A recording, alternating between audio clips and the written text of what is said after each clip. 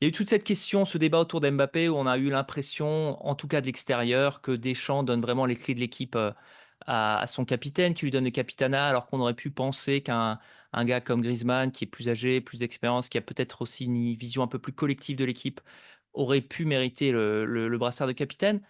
Comment tu te situes, toi, par rapport à ça? Tu penses que c'est un signe du temps? Tu penses que c'est un fieu reclassé, donc du coup, c'est un très grand joueur, il mérite les clés? Comment tu vois ça de l'extérieur, tout en connaissant Deschamps et en connaissant, je pense, pas mal de Moi, je joueurs? pense que Didier a fait une erreur. D'accord. Je l'avais dit à l'époque déjà. Je pense qu'il a fait une erreur parce qu'aujourd'hui, on peut constater justement des dégâts suite à cette décision. Les relations se sont distendues entre Griezmann et Deschamps. Il a pris de l'âge également, mais ça n'empêche pas de continuer à faire les beaux jours à l'Atlético de Madrid. Kylian Mbappé, on voit aussi que sa communication et son image a été dégradée ces derniers temps, à la fois avec l'équipe de France, mais également avec le Paris Saint-Germain. Moi, je considère que lorsque tu donnes le brassard à un joueur dans ton effectif, dans ton vestiaire, il faut être extrêmement attentif à toutes les conditions que doit réunir cette personne. Mmh. La première, c'est il faut qu'il s'assoie de façon unanime, quelqu'un qui est apprécié pour la personne qu'il est, pas pour le joueur qu'il est, pour la personne qu'il est.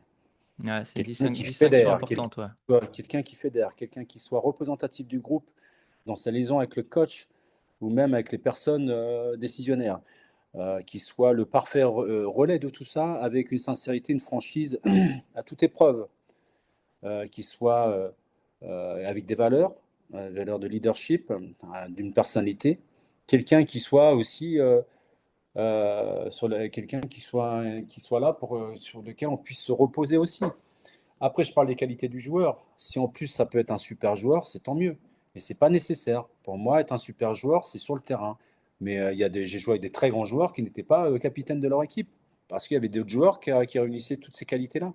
Et je trouve que Didier est allé vite en besogne en donnant le brassard à Mbappé, alors que je pense qu'il aurait dû attendre la fin justement de Griezmann avec l'équipe de France pour pouvoir transmettre le brassard à Kylian Mbappé. Je ne vois pas en quoi Kylian Mbappé mériterait le brassard aujourd'hui de l'équipe de France, surtout je n'aime pas son comportement avec l'équipe de France. Est-ce que tu Voilà. penses qu'il a trop d'influence? Parce que l'image qu'on a de l'extérieur, c'est qu'il a Et il a trop clairement beaucoup d'influence trop parce qu'on lui d'influence. donne trop d'influence. Moi, Ouais, j'ai joué avec des très très grands joueurs qui avaient une énorme influence sur le plan médiatique au niveau des supporters et des sponsors, mais qui savaient rester à sa place.